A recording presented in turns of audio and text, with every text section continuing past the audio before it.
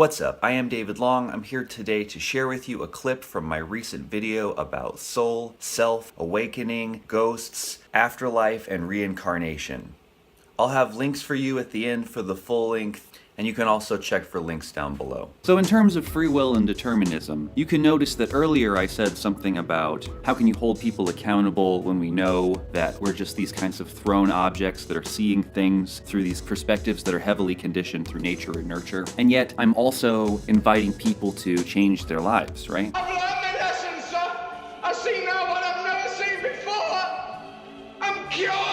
Praise God. So I think both are true. We do have a lot of programming, and that's why Christianity and some of these other traditions can be so helpful, is because they are these programs that are beneficial for transformation. So even just having that as a code in your mind that you can do this is how it's done, this is the process through which you go through to be able to do it, that helps you to be able to create yourself in that way. So it is only through having the programming and the conditioning that one is even able to have a transformation or to change their self or to get there. So to some extent, when we're learning about existentialism or Buddhism or something like that, in part we are transcending cultural conditioning. But the other thing that we're also really doing is expanding our cultural conditioning so it's not so limited.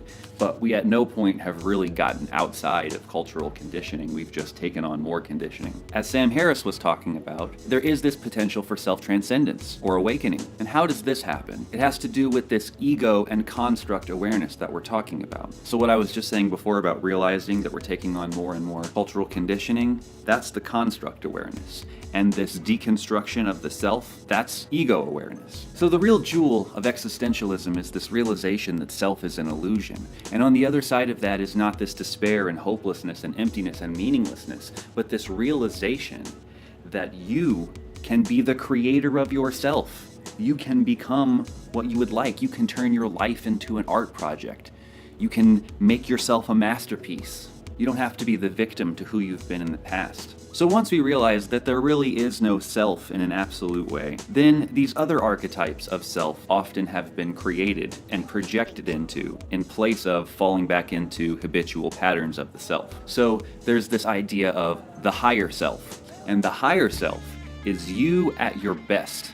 This is the self that you want to step into when you are really pressured and you feel like, all right, this is the moment. I need to really summon my best self in this moment. You might call upon your higher self and try to step into that. I can share something from my own personal life experience. When I was going through my divorce at a certain point, it was very heavy, and when normally I would be doing really well and I would even be able to counsel people and give them advice, in this moment, I was just totally wrecked. And I spent a lot of my time trying to talk with people to occupy my mind in a positive way, because it was happening that my inner self-talk was just habitual and going crazy, and I was having a real hard time controlling it. But in those moments when I had no one to talk to and I was feeling really scared and depressed and alone, I had a conversation with my higher self. I did big mind practice and I switched back and forth and I started to let these voices talk to each other. And it really helped me to gain insight and to get some perspective and to get clarity and to move on.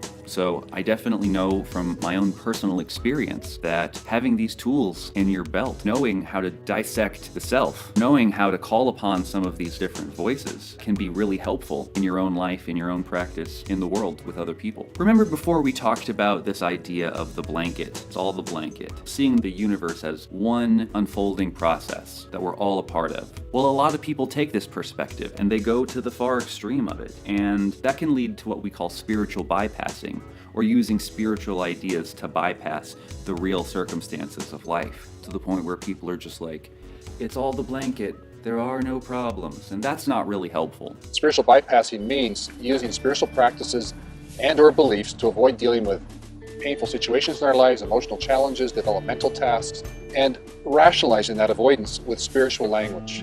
So I call it, in shorthand, dissociation and holy drag. And it can be very subtle. It can range from claiming that we're all creating our reality, and if we're sick, that's because we've drawn it to us, we use magical thinking, to the most sophisticated types of meditative practice where one can dissociate from certain states and think that one is simply observing them dispassionately. When in fact, we're so removed, we're cut off. completely We've numb. become dry. Our spirituality's become desiccated.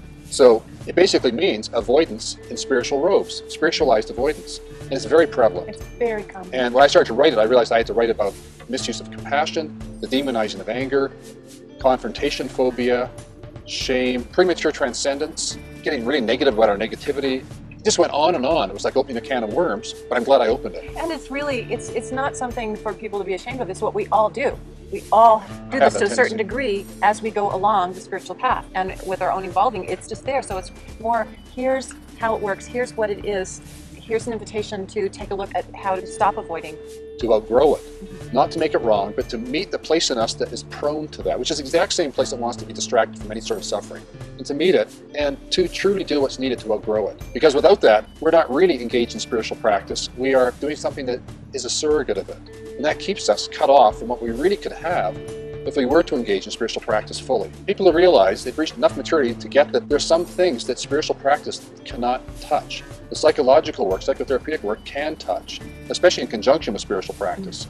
So what we're pointing to here is a truly psycho-spiritual approach to healing and awakening, which is our work in essence, psycho-spiritual work, integrative work. And then on the other side, we've mentioned this idea of the cancer of the individual disconnected from the process, and that's not really helpful either. But like Robert Master said, there are things that psychology can touch that religious ideas just can't touch, that they just wind up avoiding. But then on the other hand, we can go too deep into psychology where we're just constantly meditating on how we're this damaged child. So there arises this problem: to what extent do we focus on ourself in terms of our psychology and our hurt, damaged child self, and to what extent do we focus on being the blanket and living in that truth? And I do think there is actually a good answer to this. In general, I think it is good to live in the blanket realization. But on the other hand, when problems arise, when we have a hard time seeing ourselves in another person, and we feel a whole bunch of negative energy arise within us, that's a good time to do some shadow work. That's a good time to take a look at yourself and realize what aspects of your own psychology might be blocking your ability to really be open and honest and loving and fluid with another person.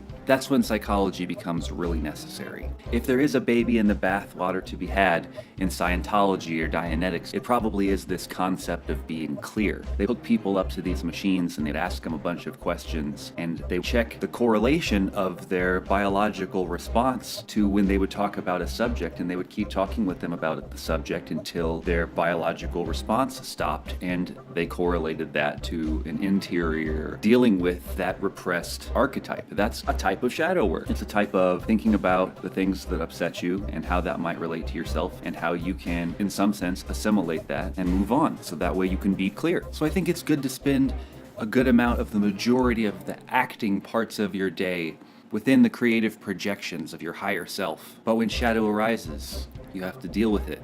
You can't just push it down and ignore it, otherwise it just gets bigger and bigger, and it becomes that repressed demon that wants to get its due. The more you push it down, the bigger and the worse it gets. So there's this idea of non-dual perspective, and this is where you're able to hold both truths at once, where you're able to hold that blanket truth with you in the day-to-day life, but also engage in the world. And hopefully when you engage, it's not from that victim perspective, it's from the realization of that blanket self, that big picture self. This reminds me of in Christianity, where they talk about how we're all hands and feet of the body of Christ, how our body is a temple, and how we can die to our flesh, crucify our ego, and live as the hands and feet for love in the world as God to each other. That is the type of spiritual practice that we want to hold on to in this kind of non-dual perspective. And so there are two different selves that we can keep in mind when we're talking about this non-dual perspective. There's that blanket self, which is often called the authentic self. When we're talking about the authentic self, we're talking about like what Sam Harris is talking about, where he's saying that this is more in line with what science really knows about who and what we actually are. That one without a second, that all is one, that is the authentic self. That is who and what we truly are. So Andrew Cohen talks about this idea of the authentic self And he talks about it in the context of evolutionary enlightenment. And there's also evolutionary Christianity. This whole idea of evolutionary spirituality is this postmodern integral understanding of spirituality where we are the hands and feet of evolution in the world. Now, Andrew Cohen himself, he does think of it in an idealistic way where he thinks that there is some kind of a being of beings or consciousness before the Big Bang who is taking on this project of creating and becoming the world. I think it's beautiful poetry, but I think the truth of our unity is in our inter-objective connection in the blanket, in the big picture unfolding process of objective unity, E equals mc squared, that all matter is just one vibrating field of energy. The unity that I'm talking about is not some kind of intersubjective, we're all a part of the same consciousness. But I do think that's an interesting poetic way of talking about it, because we all are indoctrinated into the same language games, so there is an intersubjective aspect to it. There is the relative nature of symbols, which means related to. But it's interesting to hear Andrew Cohen talking about the authentic self in terms of evolution in action, this passionate drive to create and become more, to be more skillful, to be better, to be more awake, to be more alive, to push the boundaries further. It's beautiful. It's inspiring. If we ever meet a truly inspired or passionate or gifted or talented engineer, artist, poet, scientist, spiritual teacher, public servant, but an individual who is passionately committed to creating something new, in their presence one will feel a sense of ecstatic urgency. I must do this. All these individuals are committed to making manifest these potentials that are just at the verge of entering into the present, and they see them and they feel them. You know, they see and they feel these potentials, and they feel ecstatically committed to giving them birth. So the ecstatic urgency that we feel as the sexual impulse, and the ecstatic urgency that deeply creative geniuses experience, is at the highest level experience as the spiritual impulse, and the spiritual impulse is the urge towards consciousness, the desire to become more conscious, the mysteriously felt urge to become more conscious. I must become more conscious. I feel, I have to, I must. And we say, well, where does that come from? In a secular culture where our values are fundamentally materialistic and narcissistic, where could such a strong compulsion come from? Well, it comes from the very process that made it possible for us to have the experience right now. And so that the leading edge of that original intention to create a material universe is when a human being experiences this mysteriously felt compulsion towards consciousness. I must evolve level of consciousness, I must become more conscious. So that experience is what the authentic self is. The higher we is when any two or more individuals awaken to the consciousness of this authentic self in the same time and in the same place. Because the authentic self, or the urge to become more conscious, this passionately felt ecstatic sense of urgency, is egoless. So when I awaken to that state of consciousness and that future-oriented compulsion that's not personal, and you would awaken to that future-oriented compulsion that's not personal, we experience what's called intersubjective non-duality. Intersubjective means between subjects. It's the shared space between individuals. And what we experience in this state is there are no ego boundaries. So there would be a sense that there's literally nothing between us, that we are in fact one being, one consciousness, while at the same time and in the same space are recognizing and appreciating the fact that we are actually two different people. And it's a paradox and it's a contradiction. But in the experience, we experience both at the same time. And in the experience, there isn't any contradiction. It's simply true that we are absolutely one, and at the same time we are different. And this makes it possible for us to share a sense of intimacy and communion and trust, and also creative engagement that's absolutely impossible in any other kind of circumstance. This second aspect of the self that I want to talk about is called the unique self, which has to do with our own unique skills and knowledge and ability, that has to do with being this particular embodiment of that universe in flux, or that process in flux. So if we can hold both of those at once, this authentic realization of the absolute unity of all things, as well as our relative unique perspective with our own skills and insights and whatnot, hold both of these truths at once, then we can really act skillfully in the world as who and what we truly are. Now you have to come here and do... Okay. All right, that's good. We're the same. It's all the blanket, so... There you go. Give it a shot. That is wonderful, Albert. Oh, honey, he's got it. So from there, there's all these ideas about karma yoga. Karma means action. So that means turning every single one of your actions into a spiritual practice. And this goes back to what Joseph Campbell was saying about seeing your life as a poem, and seeing your life as art and a masterpiece, seeing yourself as a creation, as an artistic project. So if you suck as a person, then maybe you suck as an artist. Now you see your potential, young creator. but there's still much more we need from you. Maybe what you really need to do is take creative control over this and stop being a victim and blaming everyone else for how all this is happening to you and start owning it. That's not to say people aren't really in bad, shitty situations or that we're not victims of circumstance or something like that. But you can only control what you can do at the end of the day. You control you. So I would encourage you to do the best you can do, to make the best you can be, to be your best, to be your highest self, to step into that every day. Today, I'm gonna be my highest self. I'm gonna hold that non-dual perspective, be the hands and feet of evolution, of love, of God to other people in the world. And our goal would be to engage with them skillfully where they are, help them with whatever it is that they need where they're at, as opposed to letting our ego or our concept of self and our own issues and all these kinds of things get in the way of us really being of service to other people. Now, I mentioned that word ego. I feel like that is kind of a loaded term and it's got a lot of confusion around it, so let me try to clear that up real quick before we move on.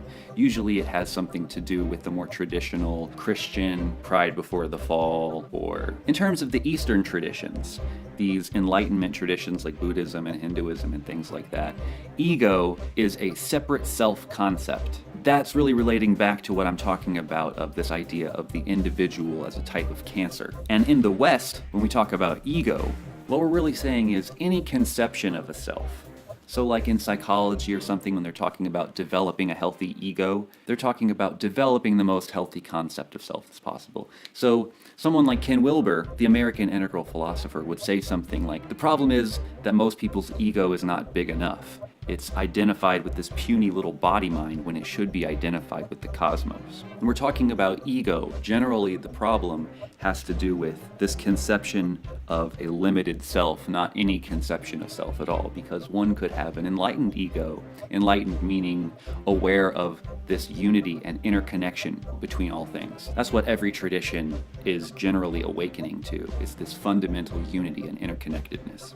And that's what we're getting at here. As Sam said before, that's the real diamond in the dunghill. That's the real baby from this dirty bathwater that religious people are afraid to throw out and that we all should be integrating into our daily life. This new kind of way of talking about our relationship with life and reality. Another thing we talk about in integral philosophy is this idea of the first, second, and third person perspectives of God. Seeing God in first, second, and third person perspective. In this regard, this word God just means sacred. So that's another way of saying I'm sacred, you're sacred, everything is sacred. We're the same. It's all the blanket, so... So that's more of an attitude about how we should live together than it is a unfounded or superstitious belief. It's just a way to decide to be. And it's one I would invite you to. So stick around. What we're going to talk about next is ghosts and heaven and reincarnation. Thanks so much for watching this video. If you enjoyed this, please check out the full-length video and like and subscribe.